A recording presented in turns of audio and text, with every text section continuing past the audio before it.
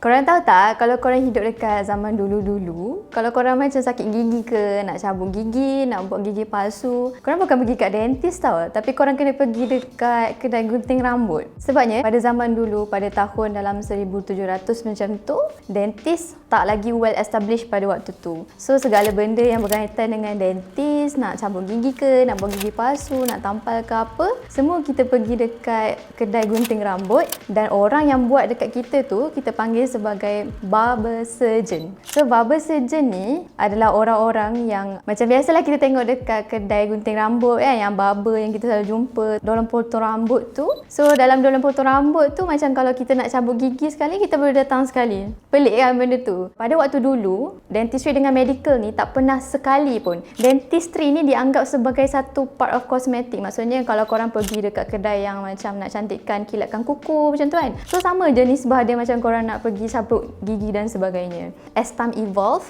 kita lagi banyak benda, lagi banyak ilmu yang kita dapat. So banyak lagi orang-orang yang berjuang terhadap benda ni. So akhirnya berjayalah the first ever dental college telah dibina pada tahun 1840.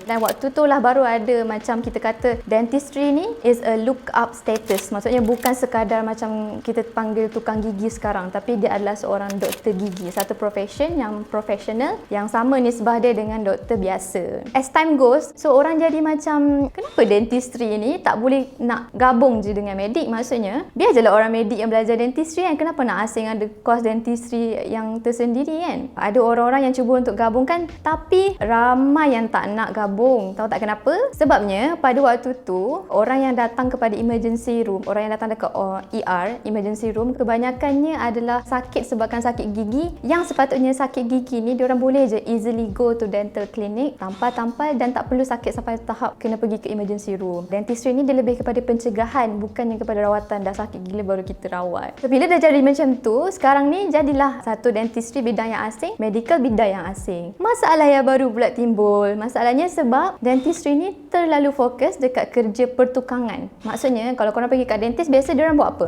Diorang akan tampal gigi, pastikan gigi tu cantik balik, pastikan yang mana gigi hilang letak balik. Jadi macam dah makin hilang daripada sudut kesihatan dia. Sedangkan gigi ni is a part of our body dan dia sangat affect the whole body's punya health. Kalau macam patient tu ada kencing manis contohnya kan. Kencing manis ni adalah bila gula dalam badan, dalam darah kita tinggi. So bila gula dalam darah tinggi, pergi jumpa dentist nak cabut gigi, dentist akan cabut tak? Dentist tak akan cabut. Sebab apa? Sebab ada banyak complication yang akan jadi. So andai kata kalau dentist tu tak tahu pun yang korang ada kencing manis, so benda tu boleh membahayakan seluruh kesihatan, dan benda tu vice versa juga. Maksudnya bukan sahaja kesihatan penyakit tu yang boleh bagi kesan buruk terhadap rawatan kita, tapi rawatan tu sendiri boleh bagi kesan buruk terhadap kesihatan badan kita. Contohnya kalau kita ada penyakit gusi, dia boleh lagi menerukkan kita punya tahap kencing manis. So that's why lah dentistry dengan medical ni adalah benda yang sangat interrelated. Kita tak boleh pisahkan dia, dan dalam masa yang sama tak boleh juga nak expect orang yang sama untuk handle. Maksudnya biarlah orang sama yang handle gigi, orang yang sama handle seluruh badan.